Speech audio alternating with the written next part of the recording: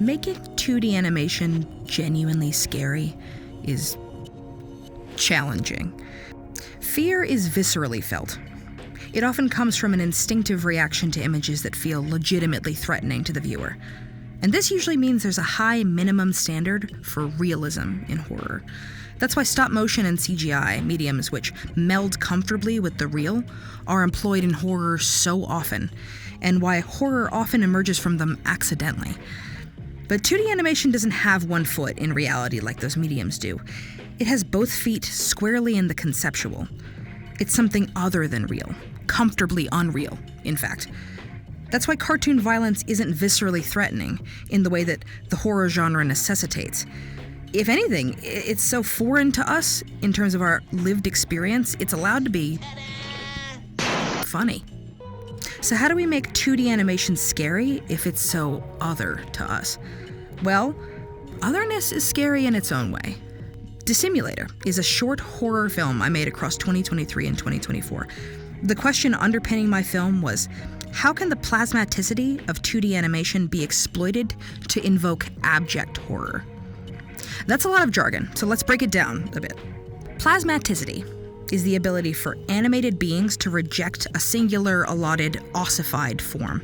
They usually have a default shape, but at the drop of a hat, they can metamorph into something useful or funny, demonstrating superhuman ability over their body and their world. For example, early Disney character Julius the Cat, who predates Mickey Mouse, took these plasmatic abilities so far that he would detach his body parts altogether and use them as tools. But by the 1940s, Disney had evolved their style, and the extreme over-the-top plasmatic movements that were used originally by protagonists were utilized instead by villains. Why? Because it's distracting, it's unrelatable, it's othering. In fact, it's kind of abject. Abjection is a strong instinctive discomfort that comes from viewing something psychologically uncategorizable. Often this involves the breakdown of core world-defining categories like the distinction between subject and object. This idea is similar to the popularly explored uncanny, but where the uncanny makes us uncomfortable by refusing to choose between being something familiar and being something alien, abjection takes us a step further and erodes our trust in the categories that created any sense of familiarity in the first place. With these ideas in mind, let's talk about Dissimulator. The film is about an astronaut on a distant desert planet becoming fascinated by a living liquid that she mistakes for water. It uses simplified monochrome images, forcing the viewer to rely strongly on line work to define one object from another. The mysterious water draws our protagonist into a fake version of her comfy place. Unlike Julius the Cat, it doesn't have a default body to turn back into. Its constant transition isn't arriving at any final stable form. And in this way, it refuses to become familiar to us.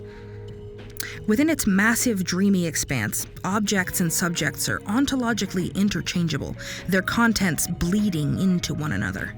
Because the creature disintegrates our established line language, our usual tools for understanding it are undermined. Dissimulator achieves abjection through overuse of plasmaticity. Sergei Eisenstein, the plasmatic is omnipotent and powerful like fire. The villain of Dissimulator is that omnipotent fire, spreading and burning out of control. Yes, it feels powerful, but it uses that power against the viewer to confuse us and to hurt us. Overly plasmatic 2D animations used to invoke abjection have appeared on occasion before, but often sparingly and not in a horror context. My approach hones in on plasmaticity to create horror specifically and intentionally. Those few 2D animated horror films that exist typically aim at being as realistic as possible, rejecting cartooniness and plasmaticity completely. But should they have to? The intersection between horror film and 2D animation is minimal, and this is partly because our linguistic and social relationship to 2D is at times really limited to its charm and its sense of escapism. My aim is to change the emotional scope through which we see 2D animation, explore its underutilized strengths. If creativity is being stifled by 2D being perceived as a comfort medium where nothing is ever real enough to be taken seriously, then the first step in expanding our use of animated language is to undermine that comfort. And that is what horror is for.